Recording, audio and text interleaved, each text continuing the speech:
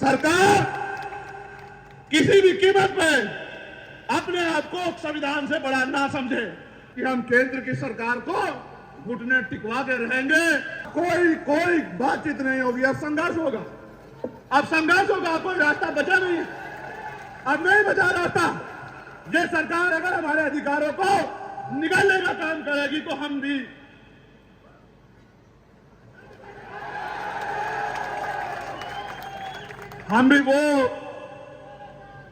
भी वो खून है जिन्होंने 2 अप्रैल 2018 में 13 लोगों ने कुर्बानी देके अपने खून से अपने अधिकारों को सींचने का काम करा है। मेरी बात को आप याद रखना। सड़कें जाम हो जाएंगी, देश रुक जाएगा, सरकारें त्राई मांगेंगी, सरकारें नाक रगड़ेंगी अगर हमने सड़कों पर उतरने का फैसला कर लिया। मेरी बात को सरकार याद रखना। वही रामलीला मैदान होगा और उसी रामलीला मैदान में इस बार संविधान लीला होगी। मेरी बात को आप याद रखना कि अब कोई डाका, अब कोई लूट हम आप लोग अपने अधिकारों पर नहीं चलने देंगे। वो दिन चले गए कि एक लाठी से पूरे गांव को हाँक दिया जाता था, वो दिन चले गए। अब तो वो दिन है, अगर संवैधानिक मर्यादा में समझोगे तो संवैधानिक मर्यादा में समझाएंगे, और अगर गुंडागर्दी करोगे तो गुंडागर्दी का भूत ऐसे चुटकियों में निकाल दिया जाएगा कि दोबारा गुंडागर्दी करने की सोच भी नहीं रख पाओगे। और इतिहास उधर झुक जाता है जिस ओर जवानी चलती है, और जवानी किसकी तरफ है ये बताना मुझे नहीं पड़ेगा। जवानी चाहे वो गाजियाबाद की हो या जवानी चाहे सिद्धार्थनगर नेपाल बॉर्डर की हो या जवानी दिल्ली में बैठे नौजवानों की हो, जवानी आज क्रांति का रास्ता अपना चुकी है। और जब तक वो सत्ता में बैठे लोगों का घमंड नहीं तोड़ेगी, सत्ता में बैठे लोगों का अहंकार नहीं तोड़ेगी, और जब तक वो इस भारत को संविधान के जरिए चलने वाला भारत सम्राट अशोक के सपनों का भारत नहीं बना देती, तब तक वो रुकने वाली नहीं है।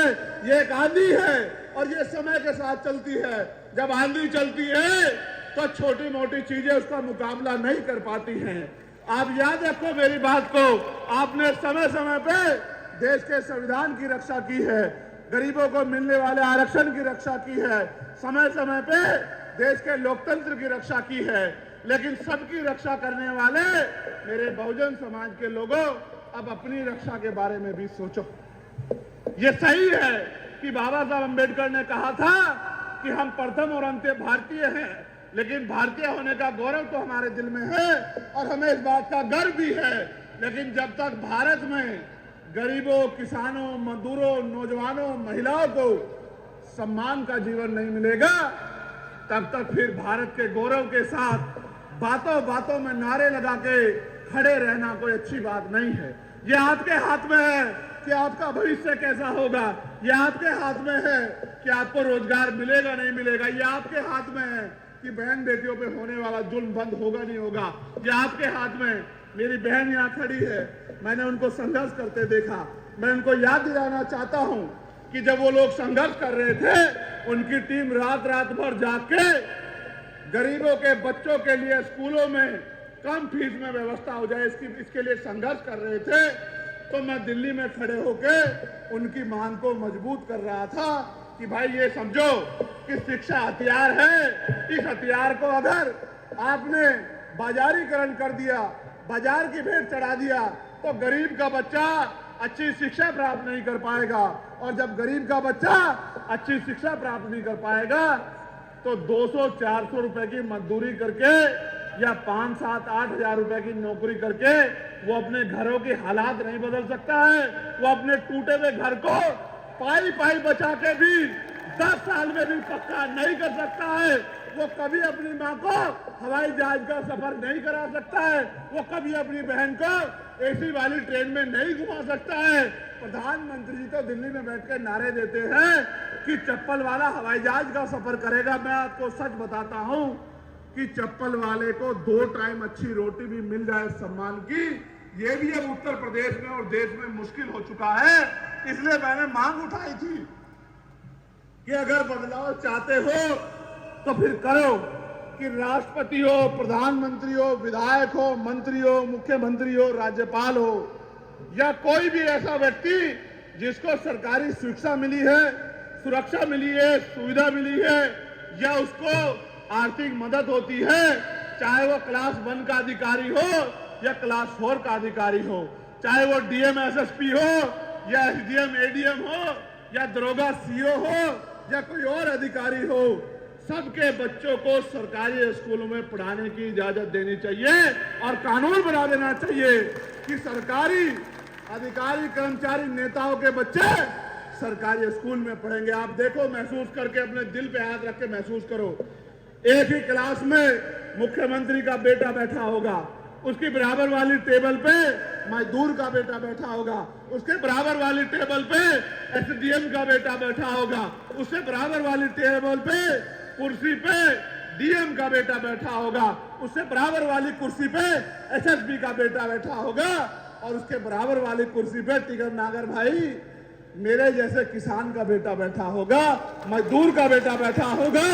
तो अगर वो हमारी परवाह नहीं करेंगे तो अपने बच्चों की परवाह तो करेंगे।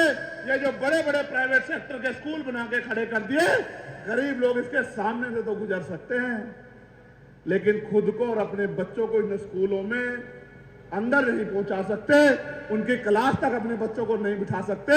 जब ये इतनी बड़ी खाई पैदा हो जाएगी तो गरीब का बच्चा कैसे जो है इन अमीरों के बड़े बड़े स्कूलों का मुकाबला करेगा। साथ साथ मैंने ये मांग भी की है कि जितने भी सरकारी कर्मचारी, अधिकारी, नेता, अभिनेता हैं, चाहे वो राष्ट्रपति से लेके और गांव का प्रधान क्यों ना हो, उनके बच्चों का और बीमार होने पर उनका इलाज सरकारी अस्पताल में होना चाहिए। जिस दिन ये हो गया भारत में, आप मेरी बात को याद रखना, उस दिन सरकारी अस्पतालों में डॉक्टर भी मिलेगा, सारे टेस्ट भी वही होंगे, बढ़िया से बढ़िया दवाइयां भी वहां मिलेंगी, और साफ सफाई भी ऐसी अच्छी होगी कि आपको सरकारी हॉस्पिटल और 5 स्टार होटल में फर्क महसूस नहीं होगा। जब मंत्री जी का इलाज वहां होगा, मंत्री जी के बेटे का होगा, राज्यपाल के बेटे का होगा, प्रधानमंत्री जी का होगा, ये बड़े बड़े उद्योगपतियों का होगा। ये बड़े बड़े उद्योगपति नेता खुद तो प्राइवेट हॉस्पिटल में जाते हैं और हमसे कहते हैं कि हमने सरकारी अस्पताल अच्छे बनवा दिए हैं। अगर इतने अच्छे बनवाए हैं तो पहले अपना इलाज कराओ, फिर गरीबों को उसमें धक्का दो, तब मैं मानूंगा कि आपने हमारे लिए अच्छा बनाया।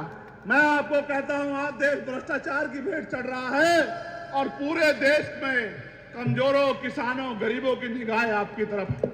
और अगर वास्तविकता में आप मुझसे प्यार करते हैं, वास्तविकता में आप भारतीय संविधान से प्यार करते हैं, और वास्तविकता में आप बाबा साहब अम्बेडकर के सपनों को पूरा करना चाहते हैं, वास्तविकता में आप अपनी वोट की ताकत बनाना चाहते हैं, फिर वो दिन दूर नहीं है।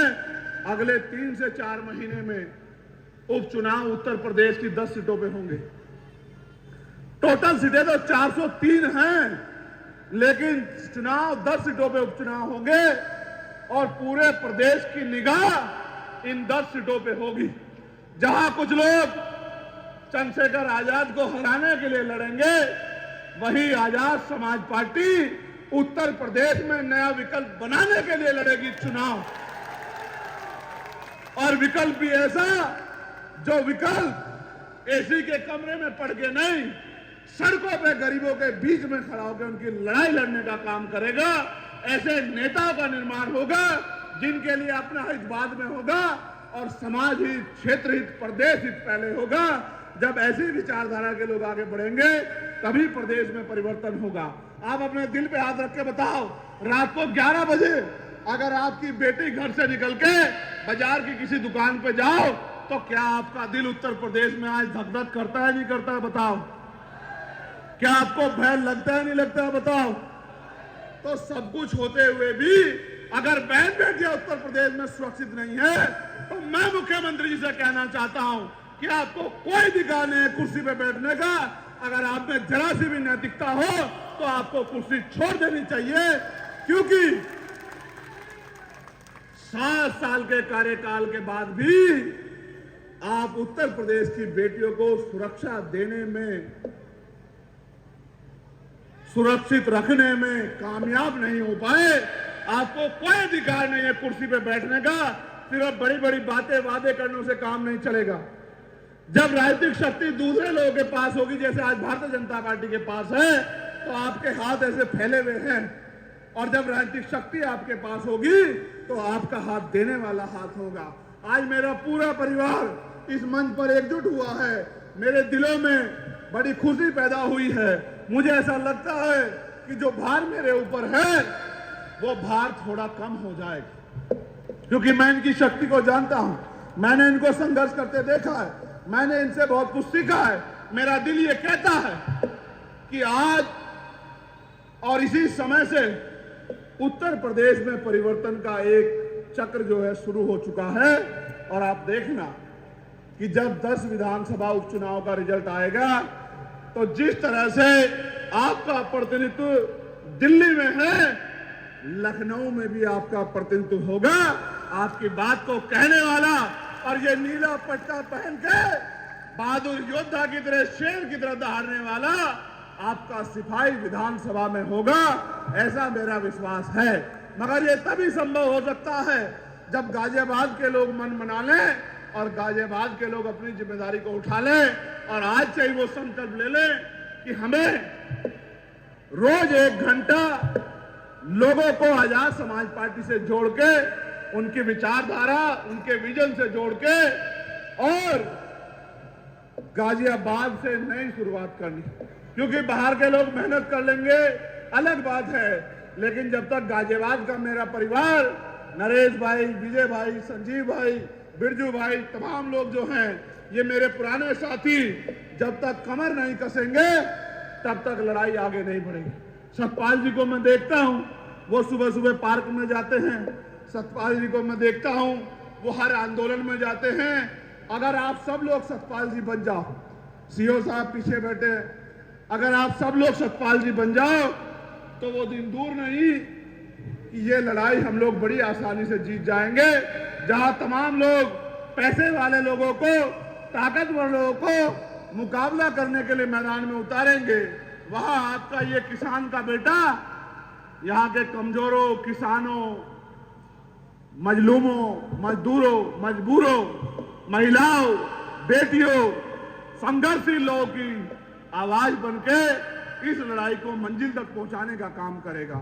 और मैं आपसे एक और चीज मांगना चाहता हूं। ये बात तो मैं सतपाल जी के ध्यान में भी और चित्तौड़ साहब के ध्यान में भी लाना चाहता हूं, और अपने सम्मानित नेताओं के ध्यान में भी, जिन्होंने पश्चिम की बागडोर संभाल रखी है। 11 तारीख को दिल्ली में हमने ऐलान कर दिया है कि हम केंद्र की सरकार को घुटने टिकवा के रहेंगे। 11 तारीख को अब कोई बातचीत नहीं होगी, अब संघर्ष होगा, अब संघर्ष होगा। अब कोई रास्ता बचा नहीं है, अब नहीं बचा रास्ता। ये सरकार अगर हमारे अधिकारों को निगलने का काम करेगी तो हम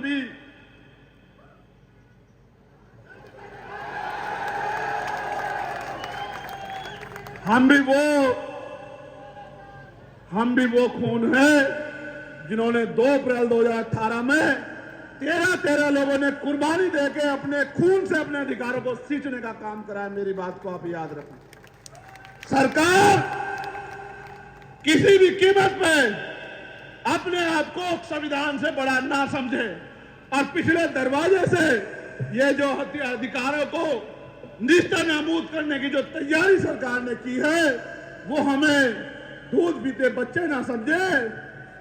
मैंने एक दिन पहले भी कहा था और आज भी कह रहा हूं, सड़कें जाम हो जाएंगी, देश रुक जाएगा, सरकारें त्राई मांगेंगी, सरकारें नाक रगड़ेंगी अगर हमने सड़कों पर उतरने का फैसला कर लिया। मेरी बात को सरकार याद रखे। इस बार तो मैंने आपसे आग्रह किया था, लेकिन इस बार मैं आपको प्रार्थना और आदेश कर रहा हूं, निर्देश भी दे रहा हूं कि 11 सितंबर को जैसे दिल्ली में गुरु घर टूटने पे हमने अपनी शक्ति का एहसास दिल्ली की सरकार को कराया था और दिल्ली की सरकार और सुप्रीम कोर्ट घुटनों के बल आ गए थे। आने वाली 11 सितंबर को एक बार और मैदान आपका इंतजार कर रहा है।